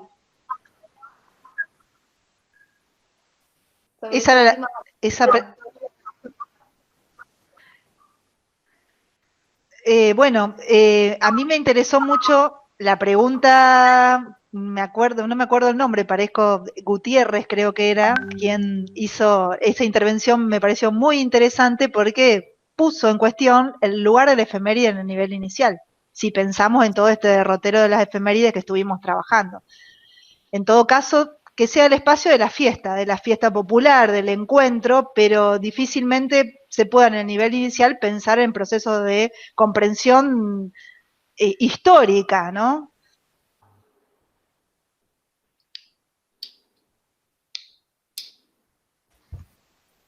Claramente. Y ahora que la tengo a Fabiana. Sí, aprovechate que se caiga. Se me cae el 4G. Bueno, a raíz de todo lo que nos comentaste, Fabiana, y sobre todo porque vos hiciste ahínco en una efeméride específica que es el 2 de abril. Sí. ¿Cómo, a ver cómo, porque quiero ir algo de eso, cómo comenzar a pensar a raíz de los avances historiográficos que tuvimos, los diferentes historiadores, sociólogos, politólogos que estudian la historia reciente, cómo comenzar a pensar esa fecha olvidando un poco esa idea de los héroes de Malvinas, para comenzar a pensar a estos héroes de Malvinas como víctimas del Estado de ese momento.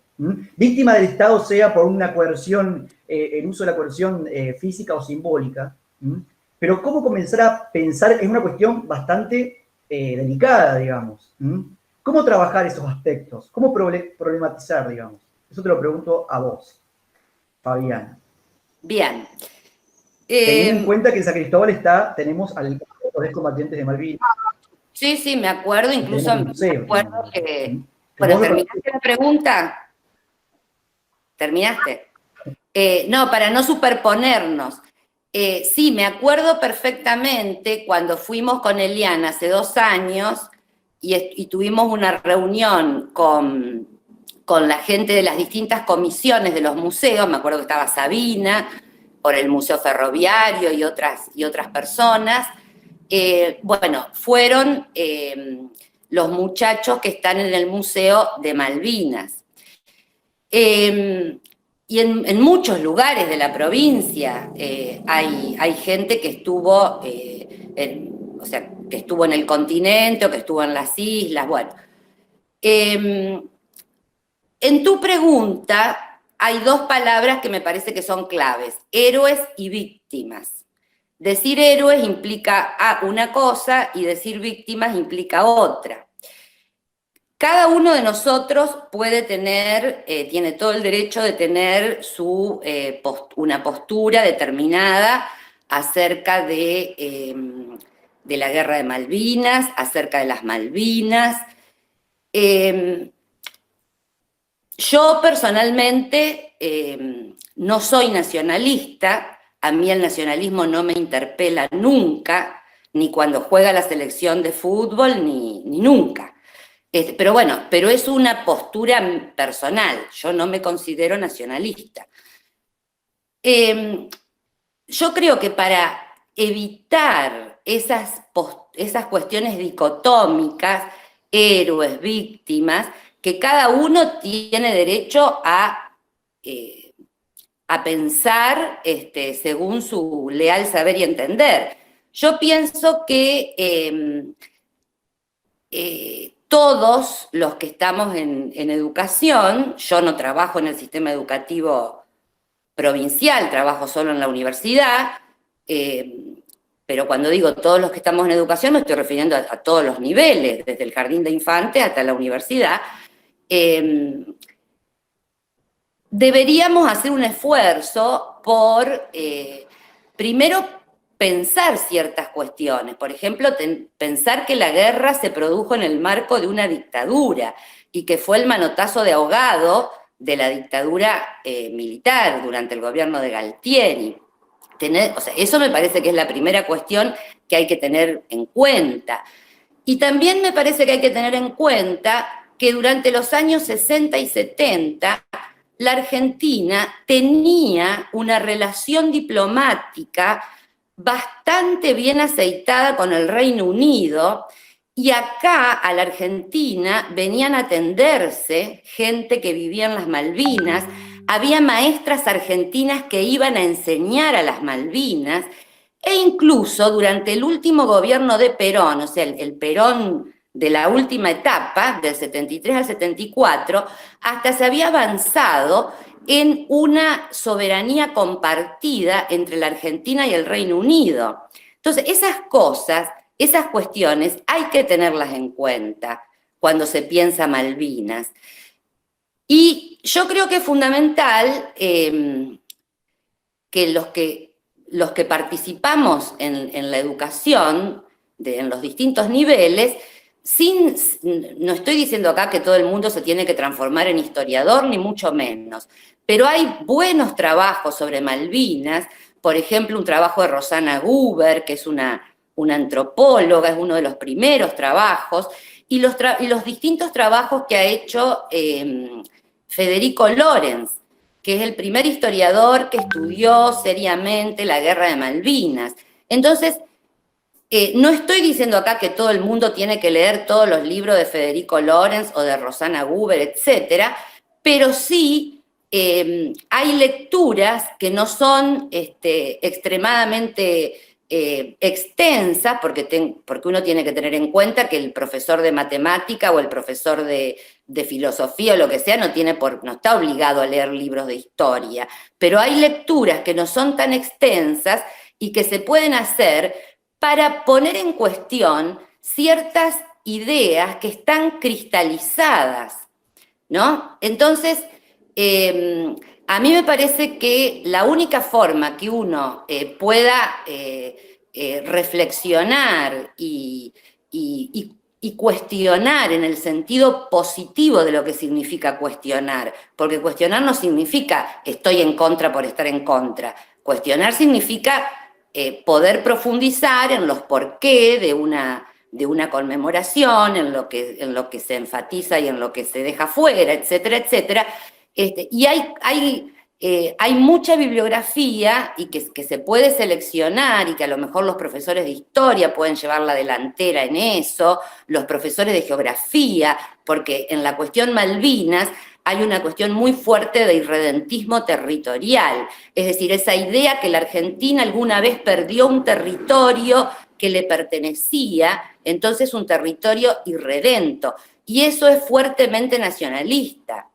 Ahí está digamos, el peso del nacionalismo, ¿no? Entonces, uno puede pensar que los compatriotas que murieron en Malvinas son héroes o son víctimas. Si me preguntás a mí, yo pienso que fueron víctimas de la dictadura. Ahora, otro puede decir que lo considera héroe. Bueno, eso entra mucho también en el plano de las emociones, de cómo uno emocionalmente se vincula a un hecho histórico.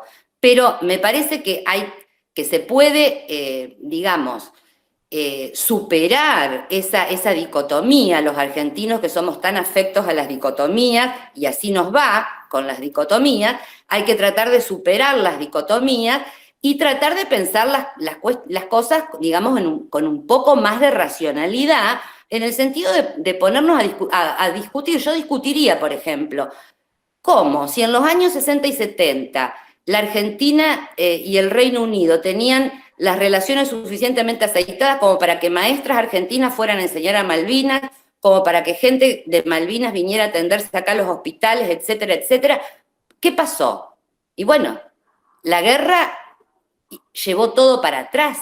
Y los gobiernos que vinieron después, los gobiernos del 83 para acá, no estoy de acuerdo con ninguno, yo personalmente, porque siguen sosteniendo ese planteo nacionalista, ese planteo, digamos, desde mi punto de vista, poco racional, de que las Malvinas son Argentina y que tenemos que recuperar las Malvinas. El Reino Unido no se presta a discutir eso, lo pone bajo un paraguas. Los isleños nunca, en las condiciones que está la Argentina, no podemos pensar que los isleños querrían ser ciudadanos argentinos. O sea, yo les pregunto a ustedes, si ustedes fueran kelpers, ¿quisieran ser ciudadanos argentinos o ciudadanos británicos? Entonces, creo que esas preguntas hay que hacérselas, fuera de toda cuestión emocional.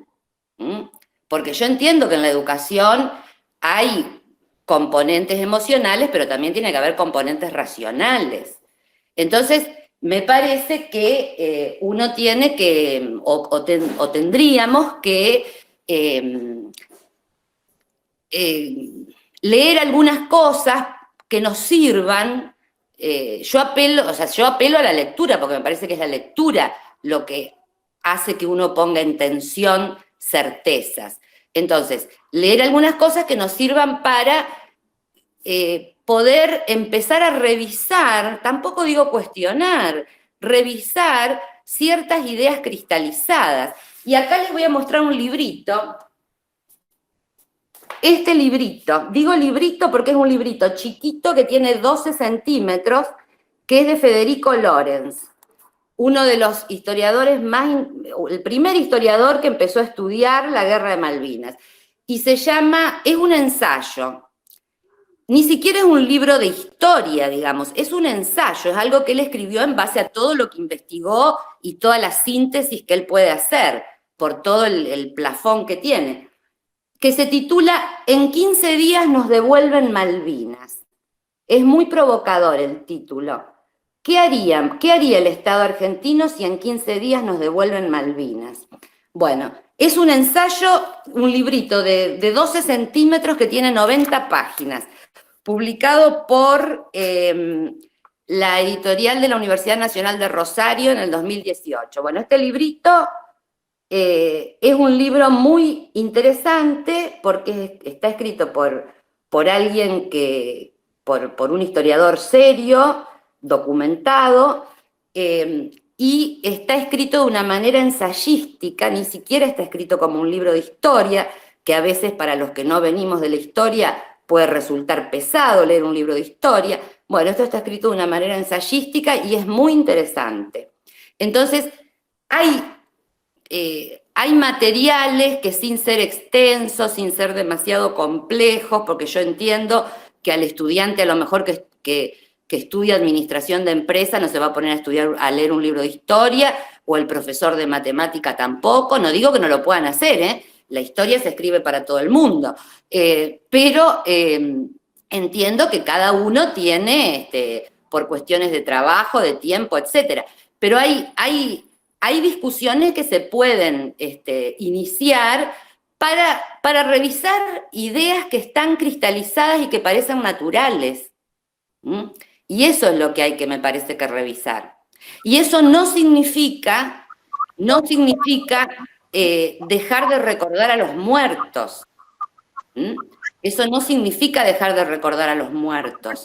Yo creo que como ciudadanos tenemos obligación de recordar a los muertos, pero recordarlos no quiere decir seguir repitiendo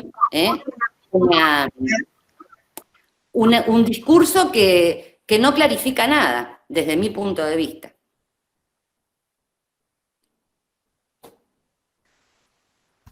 Bueno, Fabiana, iba a esa cuestión justamente, esa delgada tensión entre no desnaturalizar, perdón, el sujeto soldado, pero a la vez, ¿cómo hacemos para pensar esas cuestiones?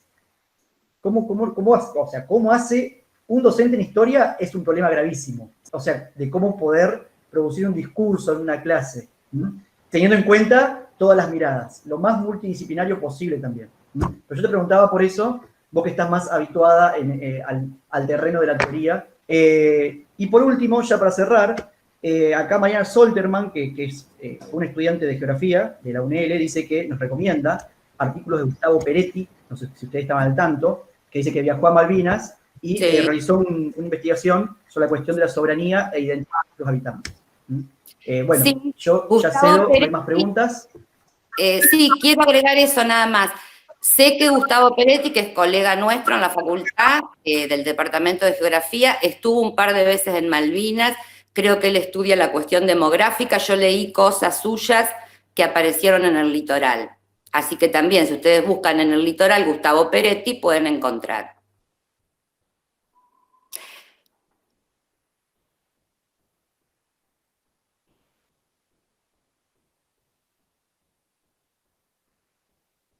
¿No hay más preguntas?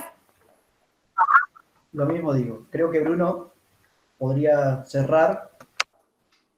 Sí, y ahí estamos con Patricia esperando y escuchando atentamente las respuestas.